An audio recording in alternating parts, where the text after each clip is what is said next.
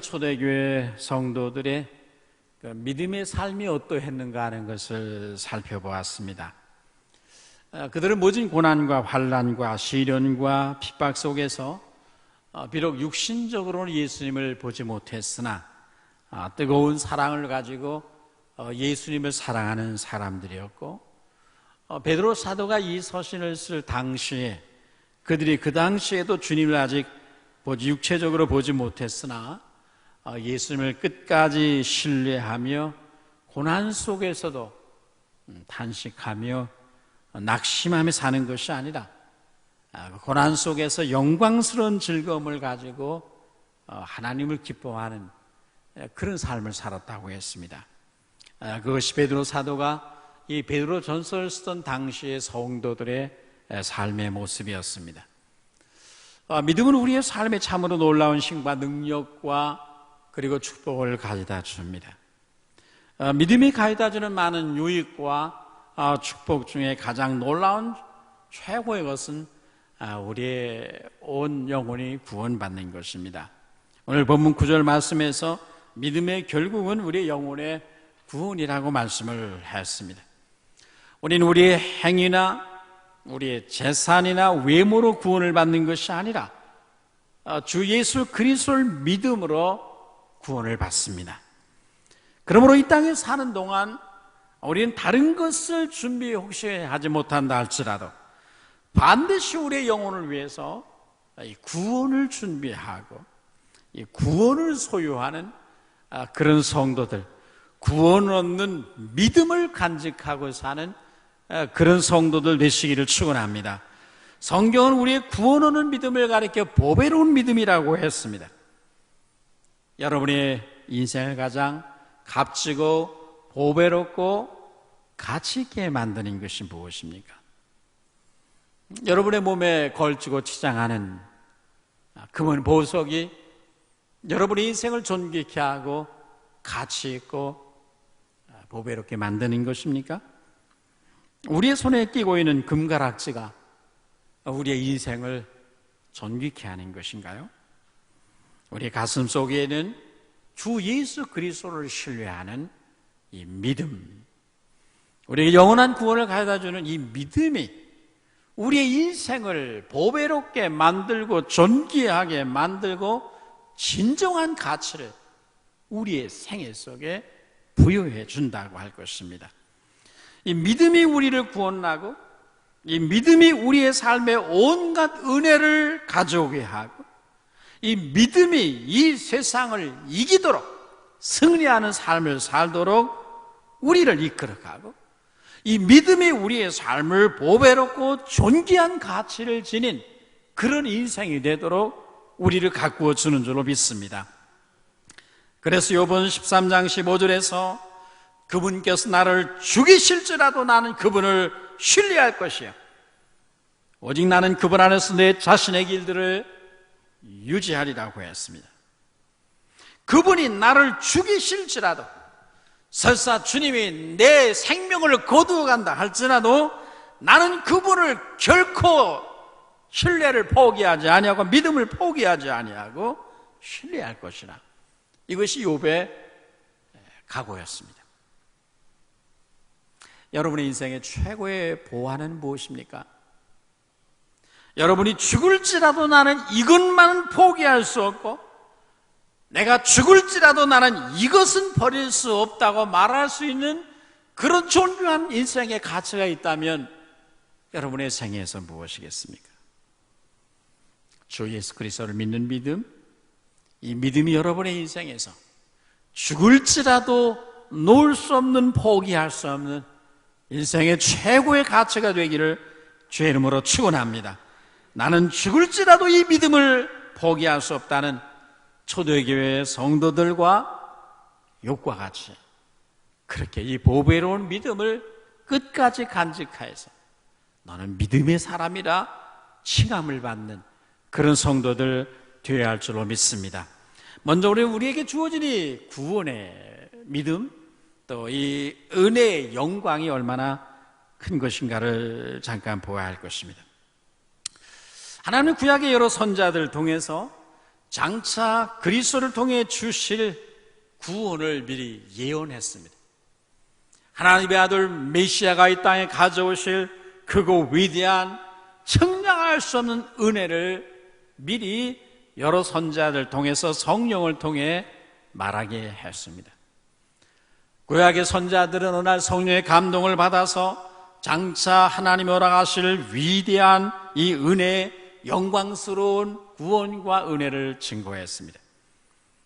그런데 그들이 증거해 놓고도, 그들은 성령의 감동으로 예언을 해 놓고도 그 내용이 구체적으로 무엇인지 잘 몰랐습니다. 그 내용이 너무나도 놀랍고 너무나 신비하고 너무나 엄청난 은혜이기 때문에 도대체 그것을 이해할 수가 없었습니다. 그들은 너무나도 그 영광스러운 구원과 그 놀라운 은혜를 좀 더 알고 싶은 마음이 있었습니다. 내가 하나님의 성령을 통해서 예언한 이 예언의 의미가 무엇인가?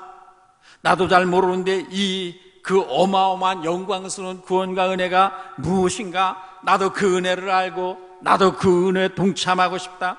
영광스러운 구원의 은혜가 이 구약의 선지자들에게 너무나도 궁금했습니다. 그들은 그 중에 특별히 메시아가, 하나님이 약속한 메시아가 왜 고난을 당해야 하는지, 왜 그분의 영광이 고난 다음에 오게 되는 것인지를 구약의 선지자들은 이해할 수가 없었습니다. 그래서 그들은 성령의 감동으로 그들이 말한 예언을 부지런히 연구하고 또 살피고 또 묵상하고 여러 선지자들의 글을 끊임없이 뒤적였습니다. 하나님이 약속하신 구원이 어떻게 오는 것인가? 그 메시아를 통한 구원이 언제 우리에게 임하는 것인가? 도대체 그 놀라운 구원의 역사가 언제 어떻게 이 땅에 펼쳐지게 되는 것인가? 이 궁금증을 가지고 나도 그 은혜에 동참하고 싶다, 이 열망을 가지고 그들은 하나님의 말씀을 상고하게 됐습니다. 그들은 자신들의 입으로 예언한 말씀을 평생 동안 연구하고 또 살피고 또 묵상했습니다. 그 은혜 역사를, 그 구원의 역사를 자신의 세대 속에서 자기의 눈으로 보기를 원했고, 그 은혜를 자신들이 직접 경험하기를 그들은 간절하게 갈망했습니다. 그래서 이사야 예언도 살펴보고 예레미야 예언도 뒤적거려보고 연구하고 에스겔의 예언도 묵상하며 다니엘이 말한 예언의 말씀들을 그들은 끊임없이 상고했습니다. 그 결과 그들이 깨달은 바가 무엇입니까? 이 은혜가, 이 하나님의 은혜의 영광이 나의 자기 세대에 주어지는 것이 아니라 먼 훗날에 주어질 은혜로구나. 장차 메시아의 시대가 올 것인데 그때 사람들에게 이 영광의 은혜가 물붓듯 부어지겠구나, 그것을 깨달았습니다. 오늘 10절 말씀에 너희에게 이 말 은혜를 예언하던 너희가 누굽니까? 물론 신약의 성도들이요, 오늘 이 시대 오늘 여기 앉아 하나님을 예배하는 여러분인 줄로 믿습니다. 12절에서 너희를 위한 것임이 계시로 알게 되었으니, 구약의 수많은 선지자들이 성령의 감동으로 예언한 모든 계시가 다른 세대 다른 사람들이 아니라 바로 오늘 이 시대에 이 말씀을 받는 우리들을 위해서 하나님의 선지자들을 통해 예언해 놓은 말씀이라는 말이죠. 자신들의 입을 통해 예언하신 그 영광스러운 구원과 하나님의 영광스러운 은혜의 그 역사가 자신이 살던 시대에 일어나는 것이 아니라 오늘 우리로 말하면 먼 신약 시대의 성도들에게 주어질 은혜임을 성령의 감동으로 이 선지자들이 드디어 깨닫게 됐습니다. 아, 이것이 훗날의 세대 가운데 펼쳐지겠구나. 그때 그들이 얼마나 부러웠겠습니까? 메시아가 땅에 오실 그 시대에 사는 사람들은 정말 행복한 사람들이겠다. 그분의 죽음과 부활이 일어날 것을 확실하게 보고 분명하게 깨닫고 하나님을 섬기게 될 그들은 얼마나 행복한 사람일까? 선자들의 글을 상고할 때마다, 읽을 때마다 그 메시아의 시대에 살아갈 사람들은, 그 신약 시대의 성도들은 정말로 복이 있는 사람이구나, 그렇게 선지자들이 생각을 한 거예요. 그들이 누구를 부러워했습니까? 여러분을 부러워한 거예요. 그들은 구약의 선지자들 글을 읽을 때마다 메시아 시대를 살아갈 이 신약 시대의 성도들이 너무 부러웠습니다. 나도 그들 속에 태어났으면 좋았을 터인데, 그들이 누리고 경험하는 그 구원의 영광과 그 은혜의 풍성함을, 그 주님의 메시아의 고난과 영광과 부활의 영광이 무엇인가를 분명히 알고 나도 믿었으면 지금보다 훨씬 더 잘 믿었을 터인데, 그런 부러움을 그들이 가졌다는 말입니다. 여러분, 구약의 선지자들이 부럽지 않습니까? 다윗을 부러워하는 분이 안 계십니까?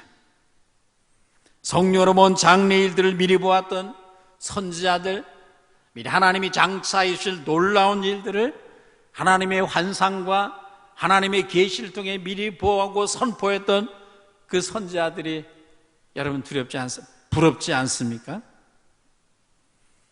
다윗, 아브라함, 요셉, 얼마나 부럽습니까? 그런데 성경은 우리가 그들을 부러워하는 것이 아니라 오히려 그들이 여러분을 부러워한다고 말하고 있습니다. 구약의 수많은 왕들과 선지자들이 오늘 이 시대를 사는 여러분을 부러워하고 있다는 사실을 여러분 기억하십니까? 하늘에서 그들은 다른 누가 아니라 이 신약의 하나님의 갈보리 사건 이후에 그들은 사실 예수님의 메시아의 십자가의 죽음이 왜 일어나는지, 그가 왜 우리를 위해 고난당하는지 몰랐거든요. 부활이 뭔지 몰랐어요.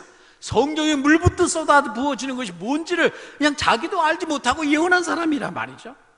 근데 이것을 이미 알고 분명히 역사적 사실로 성취된 것을 알고 믿는 우리들이 그들에게는 너무너무 부러움의 대상인 것입니다.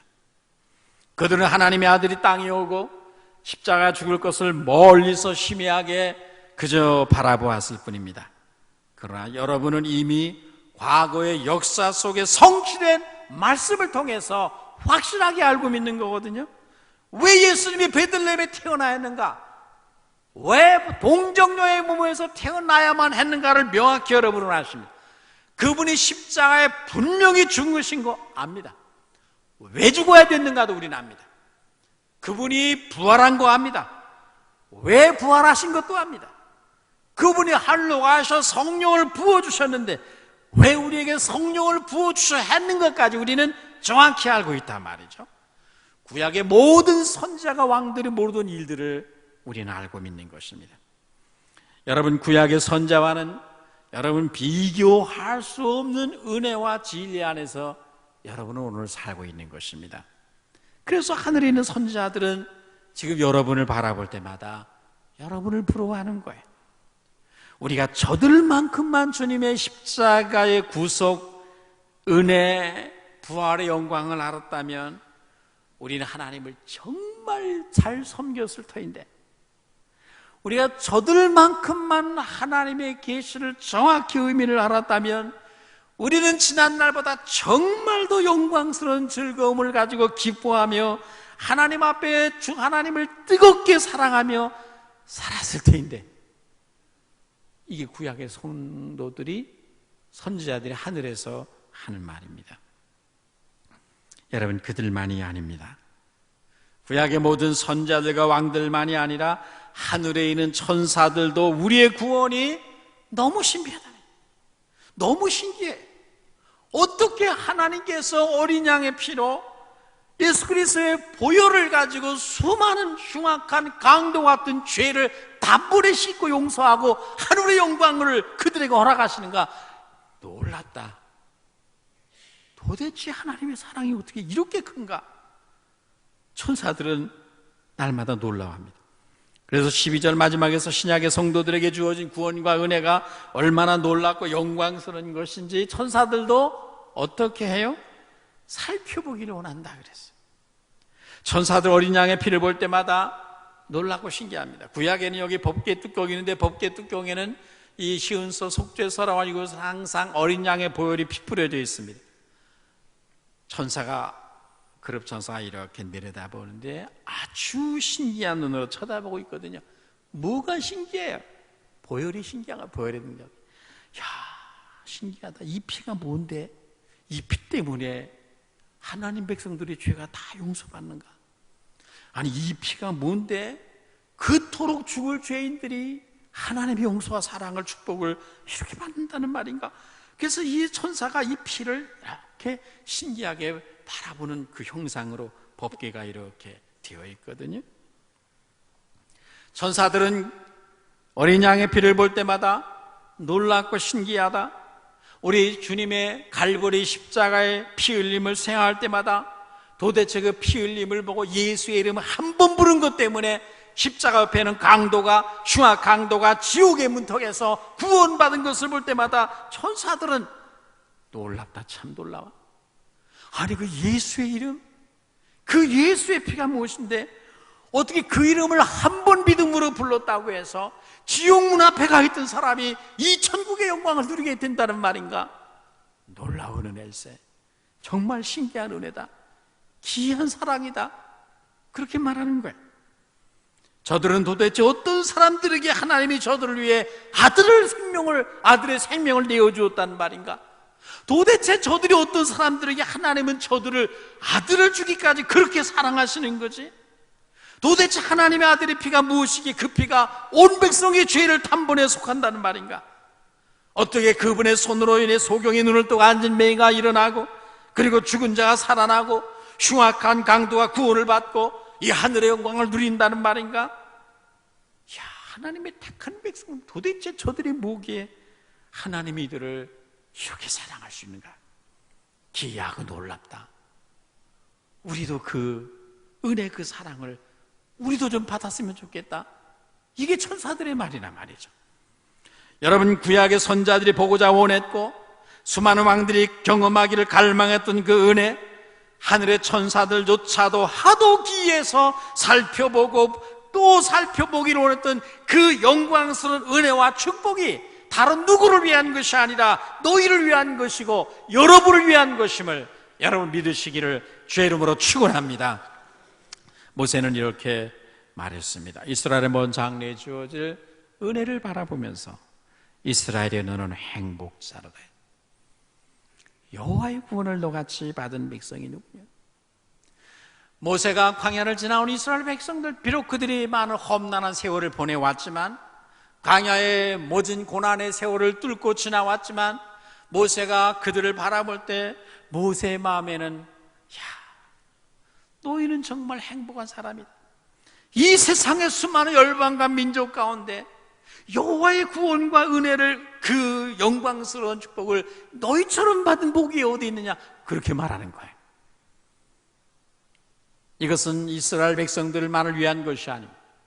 오늘 이 사망의 음침한 골짜기 같은 험난한 세월을 지나가는 우리들을 향해서 하나님이 말씀하시는 말씀입니다. 아무개야, 너는 행복한 자다. 하나님의 사랑과 은혜를 너만큼 받은 자가 도대체 누구냐? 하나님 너의 방패요, 너의 병기요, 너의 피할 바위요, 견고한 사랑의 요새요, 환난 날에 만날 그 도움이 되시는구나. 하나님의 사랑을 이처럼 받는 민족을 나는 본 일이 없다. 도대체 너희가 어디가 특별한 것도 없는데 어떻게 하나님이 너희를 이처럼 사랑한다는 말인가? 너희는 정말 행복한 자다, 그렇게 말하거든. 우린 너희들처럼 그렇게 하나님의 구원의 방식을 자세히 모르고 믿었는데, 너희들은 그 모든 것을 확실히 알고 믿으니까 그 십자가의 죽음과 부활을 확실히 알고 너희 안에 성령을 모셔서 성령이 깨우쳐주시는 그 은혜 안에서 하나님을 섬기니, 너희는 참 행복한 사람들이다. 이것이 구약의 선지자들과 왕들과 그리고 천사들이 부러워하는 말입니다. 여러분이 행복한 자인 것을 믿으십니까? 예수님 누가복음 10장 24절에서 이렇게 말했습니다. 너희가 보는 것을 보는 눈은 복이 있도다. 내가 너희에게 말하노니 많은 선지자와 임금들, 왕들이 너희가 보는 바를 보고자 했으되 보지 못하였으며, 너희가 듣는 바 나의 진리의 말씀을 듣고자 그토록 열망했으되 듣지 못하였느니라. 그런데 너희는 너희의 눈으로 나를 보고 내 말을 지금 듣고 있다. 너희는 복 있는 자다. 주님이 그렇게 말씀하셨거든요. 왜 구약의 선지자들과 천사들조차 부러워하는 행복자가 되었습니까? 왜 하나님은 우리가 행복한 자라는 것입니까? 가진 소유가 많아서입니까? 우리가 외모가 출중해서입니까? 무슨 재능과 능력이 우리에게 있었기 때문입니까? 편리한 좋은 시대에 타고났기 때문입니까? 태어났기 때문입니까? 아닙니다. 구약의 선지자들과 왕들도 그토록 보기를 원했던 우리 주님의 십자가의 능력과 부활의 권능이 무엇인가를 우리는 알기 때문입니다. 구약의 전체 성도들이 아는 진리의 지식보다 신약의 성도들은 훨씬 더 많은 진리를 압니다. 그래서 신약의 성도들은 구약의 다윗이나 선지자들이나 왕들보다 더 많은 은혜와 더 많은 복을 받은 사람이라는 것이 주님의 말씀입니다. 그래서 너희는 행복하다. 주님이 여러분을 가리켜 너희는 행복자다 말씀하시는데 나는 왜 이렇게 불행한가? 그렇게 말하는 분이 없게 되기를 주의 이름으로 축원합니다. 주님이 의로우신 재판장이 우리를 향해서 너는 행복자라, 나의 사랑과 나의 구원과 나의 보호를 너처럼 받은 사람이 세상에 누가 있느냐라고 말할 때 다윗처럼 그렇습니다. 하나님은 언제나 하나님의 판단은 선하십니다. 주의 말씀은 절대적으로 선이십니다. 그렇게 말하는 여러분 되시기를 축원합니다. 여러분의 소유나 능력이 적든지 많든지 세상에서 어떤 지위를 갖고 있든지 없든지 여러분은 행복자입니다. 하나님이 그렇게 말씀하시니 우리도 그렇게 믿습니다. 여호와의 구원의 은혜와 계시의 말씀을 우리만큼 풍성히 알고 확실히 보고 경험하고 믿는 사람은 인류 역사상 없었습니다. 그래서 우리가 행복자입니다. 우리에게 중요한 것은 무엇입니까? 우리를 위한 이 은혜의 영광을 나는 알고 있는가? 우리에게 주어진 구원이 얼마나 영광스러운 구원이라는 것을 나는 알고서 살고 있느냐는 것입니다. 구약의 선지자들과 왕들이 그토록 보자 하나 보지 못하고 얻고자 하나 얻지 못했던 그 은혜를 내가 얻었는데, 그 구약의 수많은 선지자들이 그토록 갈망하던 그 진리의 빛을 우리가 보았는데 오늘 우리는 어떻게 살아야 되는가? 우리도 그분이 주실 은혜를 구약의 선지자들과 같이 끊임없이 바라보며 살피며 묵상하며 그 은혜의 깊이를 더 깊이 알고자 노력하는 그런 성도들 되시기를 축원합니다. 바울의 소원이 여러분 무엇입니까? 바울은 빌립보 3장에서 이제 내가 그리스도와 그 부활의 권능과 고난에 참여함을 알려하여 그의 부르 죽으심을 본받아 어떻게 하든지 죽은 자 가운데서 부활에 이르려 하노니라고 했습니다. 그의 열망은 그리스도였습니다. 그리스도를 더 아는 것입니다. 그리스도의 십자가의 죽음의 은혜와 부활의 권능이 무엇인가를 알고 그 부활의 권능을 내가 의지하는 것, 그런 인생을 나는 살고 싶다. 이것이 바울의 열망입니다.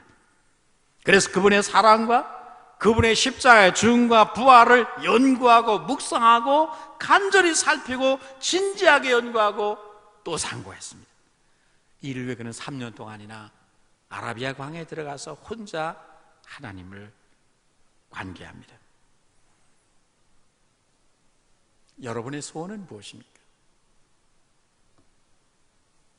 구약의 모든 선지자들과 하늘의 천사도 여러분이 받은 은혜스러운 영광과 구원의 영광을 보면서 여러분의 향하고 있는 하나님의 그 크신 사랑을 보면서 여러분을 부러워하고 있는데 여러분은 무엇을 부러워하며 무엇을 소원하십니까? 천사는 여러분이 자동차를 타고 다니는 것을 부러워하는 것이 아닙니다. 선지자들은 우리가 좋은 예배당에서 예배하는 것을 부러워하는 것이 아닙니다. 주님을 밝히 알게 된 것을 부러워합니다. 그들은 주님의 죽음이 뭔지, 왜 부활이 일어나야 되는지 모르고 믿었습니다. 그런데도 그 어두운 암울한 시대 속에 끝까지 믿음을 지켰습니다. 우리의 영광은 다른 데 있지 않습니다. 우리 주님을 아는 것이 우리의 힘이요 우리의 능력이고 우리의 영광입니다. 그 영광을 알면 알수록, 그분의 우리를 향한 사랑을 알면 알수록, 그분이 우리를 위해 행하신 일이 무엇인가를 알면 알수록 우리는 초대교회 성도들처럼 영광스러운 즐거움을 가지고 기뻐하는 삶을 살게 되고, 비록 육신의 눈으로는 예수님을 못 봤다 할지라도 뜨거운 마음으로 주님을 사랑하는 사랑의 기쁨을 누릴 수 있는 것입니다. 오늘 우리는 우리가 받은 구원과 영광스러운 은혜를 얼마나 알고 있는가? 이 일을 더 알고자 얼마나 우리가 힘쓰고 있는가? 우리도 십자가의 사랑과 부활의 권능을 더 알고 그 권능을 의지하고 나를 주님이 얼마나 사랑하는가를 끊임없이 묵상하고 연구함으로 말미암아 오늘 여러분 속에 베드로 사도가 이 글을 받는 초대교회 성도들처럼 세상이 주는 기쁨이 아닌 하늘로부터는 영광스러운 즐거움으로 기뻐하는 삶, 비록 육신의 눈으로 보지 못했으나 예수님을 뜨겁게 사랑하는 그런 사랑의 성도들로 이 땅을 살게 되기를 축원합니다. 여러분이 참 행복은 어디에 있습니까? 유대인들의 죄에서는 탈무드에는 이런 이야기가 있습니다. 어떤 납작이 개 한 마리가 있었어요. 어느 날 그 개는 이 개가 자신의 인생을 가만히 연구하다가 결국 나의 꼬리에 행복이 있다는 것을 발견했습니다. 자신의 그 꼬리를 잡기 위해 열심히 노력을 했습니다. 꼬리에 행복이 있다. 그래서 어떻게든지 꼬리를 잡아보려고 하루 종일 노력해도 계속 제자리만 빙빙 돌 뿐 꼬리를 잡을 수가 없었습니다. 그렇게 헛수고만 하던 개는 결국 힘이 진해서 쓰러졌습니다. 그 모습을 물끄러미 지켜보던 한 늙은 개가 있었습니다. 그가 말했어요. 나도 자네처럼 열심히 행복을 잡으려고 돌고 돌았지만 결국 끝내 잡지 못했네. 하지만 한 가지 사실을 깨달았다네. 꼬리를 잡으려고 열심히 돌면 어지러울 뿐이지만 내가 하나의 목표를 향해 달리면 그 꼬리가 항상 나를 따라온다는 사실을 나는 발견했다네 라고 말했습니다. 인생의 사랑과 영광스러운 즐거움으로 기뻐하는 그런 기쁨의 삶, 그 사랑을 내가 알고 그래서 그 사랑하는 기쁨을 누리는, 이것은 어디에서 오는 것입니까? 행복과 기쁨을 찾아 온 세상을 헤매고 다닌다 해도 제자리를 빙글빙글 돌 뿐 그 행복이 우리에게 잡히지 않습니다. 그 행복은 우리가 주님을 쫓아가는 데서 내게 따라오는 것입니다. 그분의 높으심과 영화로우심과 그분의 사랑과 내가 받은 구원의 은혜가 얼마나 영광스럽고 놀라운 것인가를 내가 알면 할수록, 그리고 바울처럼 그리스도와 그분의 부활의 권능을 알고자 그분을 집중하고 주목하면 내가 사모하던 그 영광스러운 기쁨과 즐거움, 사랑의 기쁨이 나를 따라온다는 말이죠. 어디를 가나 고난 속에서도 그 사랑의 기쁨이 나를 따라오기 때문에 거기서 감사하는 거예요.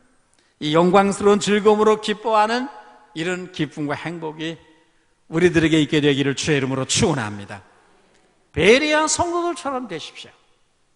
사도행전 17장 11절에 베레아 사람들은 데살로니가 교인들보다 더 신사적이어서 간절한 마음으로 말씀을 받고 이것이 그러한가 날마다 성경을 상고하니라고 했습니다.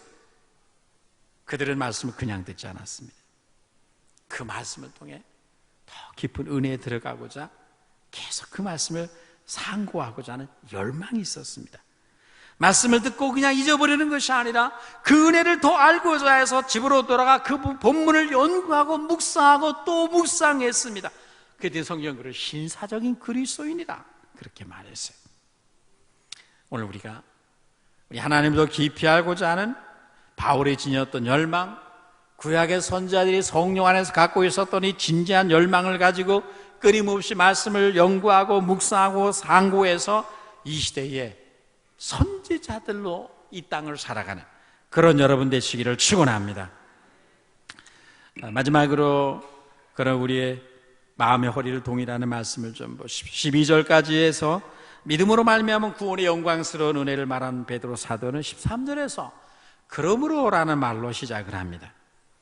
구약의 여러 왕들과 많은 선지자들도 보기를 그토록 원하고 경험하기를 그토록 갈망했으나 밝히 알 수 없었던 은혜, 우리 주님의 십자가 죽음과 그 고난을 통한 영광이 무엇인가를 그토록 알고자 했으나 확실히 깨닫지 못했던 그들에 비해서 분명한 가운데 주를 믿는 우리들은 어떤 삶을 살아야 하느냐는 거야. 첫째는 마음의 허리를 동이고 너에게 가져 은혜를 온전히 바라라.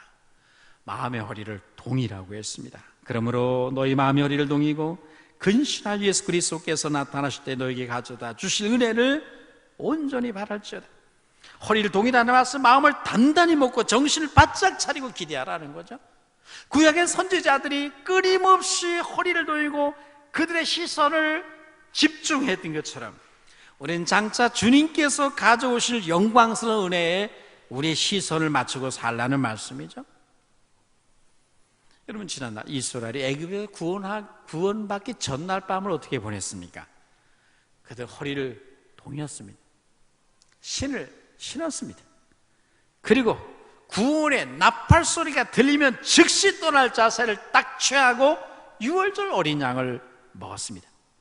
신약의 성도들은 그러해야 된다는 거예요.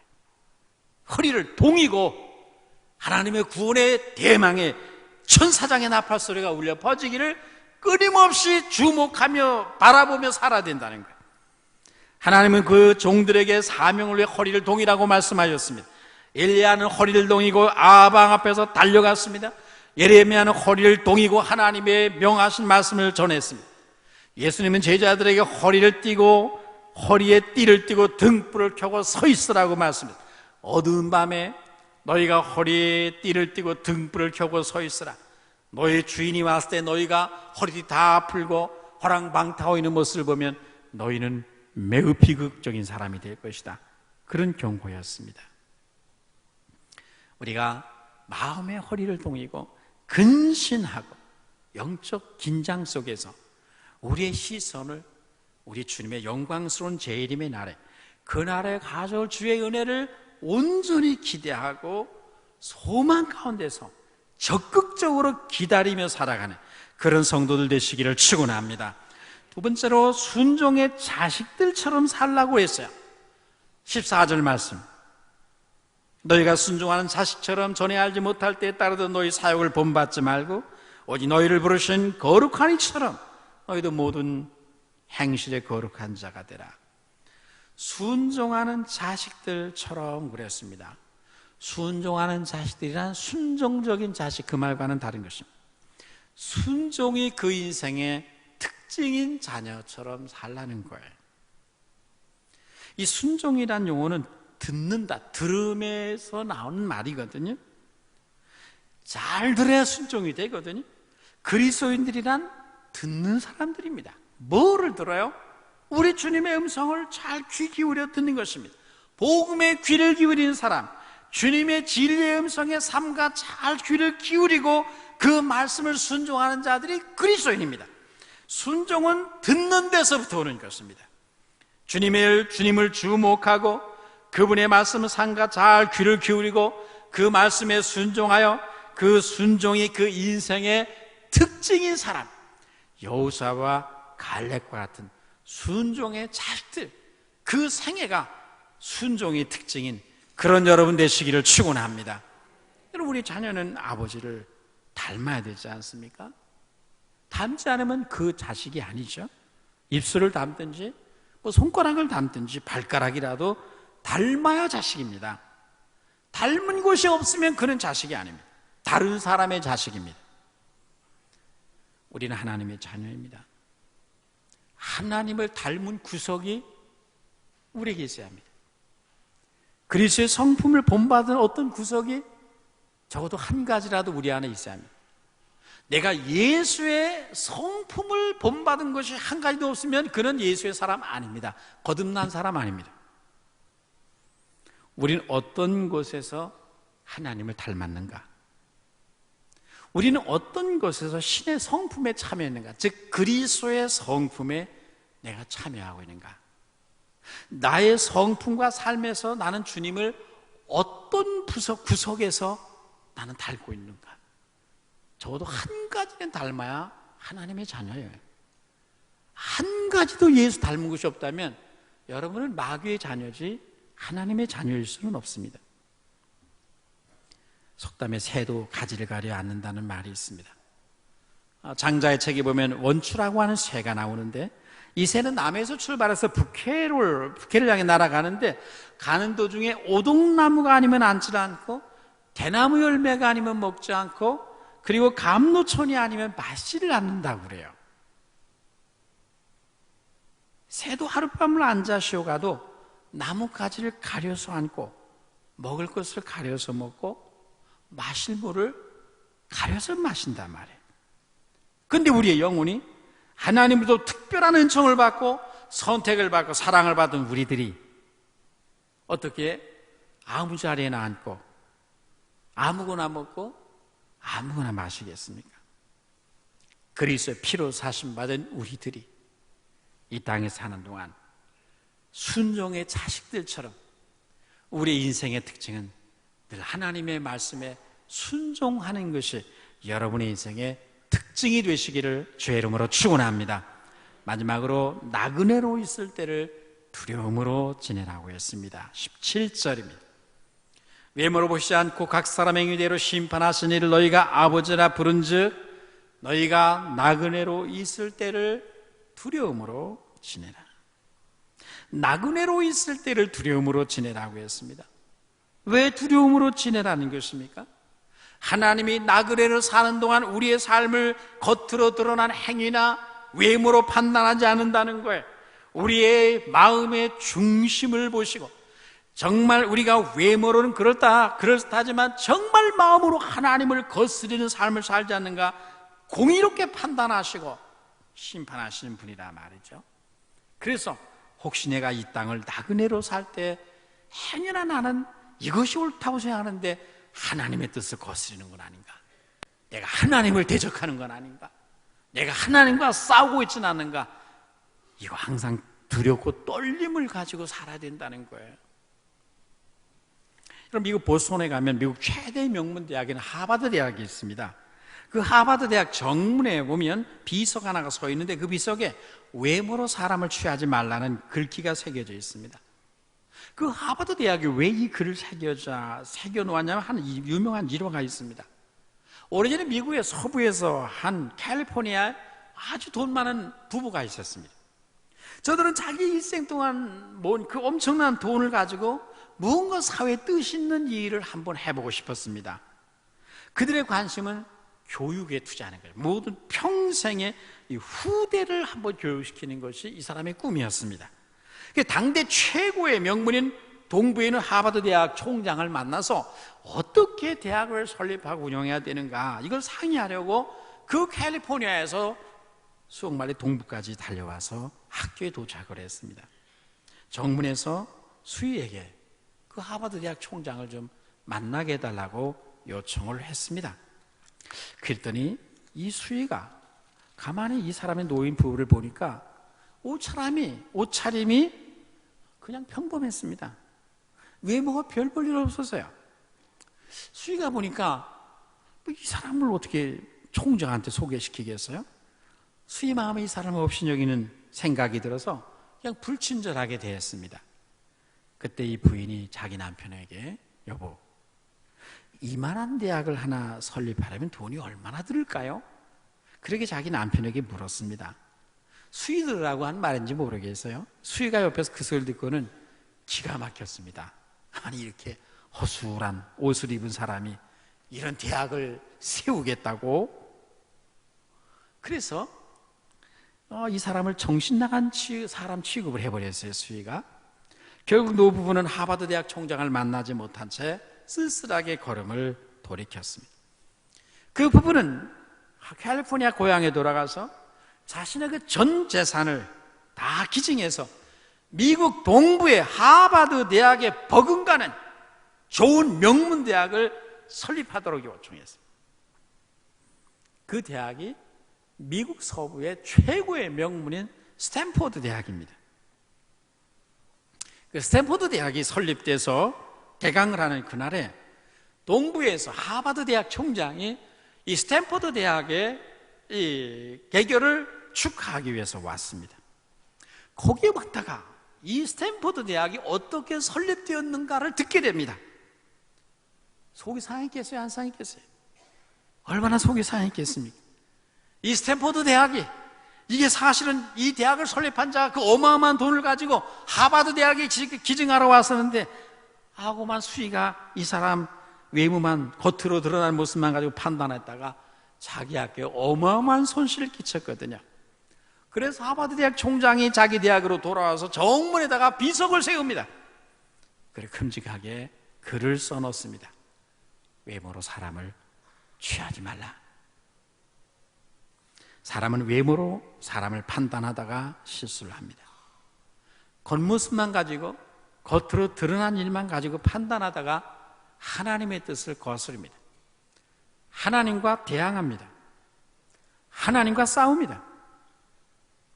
그래서 두려워해야 한다는 거예요. 외모로 겉모습을 가지고 함부로 말하고 행동하다가 하나님을 대항하고 하나님과 싸우고 그래서 하나님을 대적하는 자가 되지 않도록 이 나그네로 있을 동안에 두려워하라는 것입니다.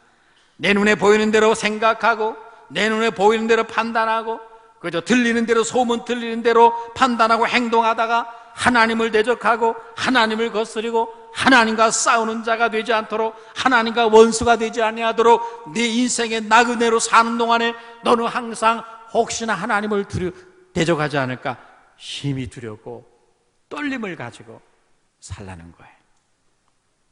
두려움으로 지내라 이 말씀은 벌벌 떨면서 겁에 질린 사람처럼 살라는 말씀이 아닙니다. 그것보다 하나님을 경외하고 하나님의 뜻을 거스를까 조심하며 신중하게 살라는 말씀이거든요. 행여나 내가 우리 안에서 역사하는 성령의 역사를 지금 거스리고 있는 것은 아닌가? 우리 교회 안에서 역사는 하나님의 영광의 역사를, 그 영광스러운 계획을 내가 나의 생각, 나의 뜻을 가지고 나의 판단을 가지고 말하다가 하나님을 대적하고 하나님과 싸우고 하나님과 원수가 되진 않는가? 이것을 우리가 두렵고 떨려야 한다는 거예요. 여러분 말씀 마치겠습니다. 우리는 하나님의 주신 구원의 영광을 너무 경히 여기고 있지는 않습니까? 영광스러운 구원과 은혜를 주신 하나님께 대한 감사와 사랑과 그분, 나는 어떤 경우도 그분을 거스르진 않겠다는 두렵고 떨리는 마음이 우리 안에 있는가? 마음의 허리를 다시 동이고 주님이 가져오실 온전한 은혜, 영광스러운 은혜를 사모하며 나그네로 사는 동안에 끊임없이 두려움과 떨림을 가지고 하나님을 거스르는 사람들이 아니라 하나님과 싸우는 사람이 아니라 하나님과 함께 동역하는 성도들로 이 땅을 사는 여러분 되시기를 축원합니다. 저는 끊임없이 금년에 우리 교회를 위해 기도할 때마다 우리 교회 안에 하나님의 영광으로 인한 거룩한 두려움과 떨림이 우리 안에 가득하게 해달라고 기도해 왔습니다. 우리 교회 하나님의 영광이 나타나고 야, 하나님이 우리 교회 안에 역사하는구나, 조심해야 되겠구나, 잘못하면 하나님을 내가 내 판단으로 생각대로 행하다가 하나님과 원수되고 하나님과 싸우다가 하나님 앞에 환도뼈가 위골되겠구나, 이런 두려움과 떨림을 가지고 우리가 살게 해달라고 기도합니다. 우리 안에 하나님을 경외함과 성령의 후원과 위로로 진행하게 되고 그 결과 날마다 우리 안에 믿는 자들이 더하게 해달라고 기도하고 있습니다. 지금 우리 교회 안에서 하나님의 영이 역사하고 있음을 여러분 믿으십니까? 이때 우리에게 필요한 것은 무엇입니까? 방자한 마음이 아니라 모두가 두렵고 떨리는 마음으로 하나님의 성령 역사에 복종함으로 지금 이 상황 속에서도 우리 하나님은 그분의 선한 역사를 이루고 있다는 마음을 가지고 그분의 소원을 두고 행하고 계시다는 뜻을 가지고 그 영광스러운 즐거움으로 기뻐하며 주님을 뜨겁게 사랑하며 주님과 대적하지 않고 주님과 동역하는 그런 여러분 되시기를 주의 이름으로 축원합니다. 거룩하신 하나님 아버지,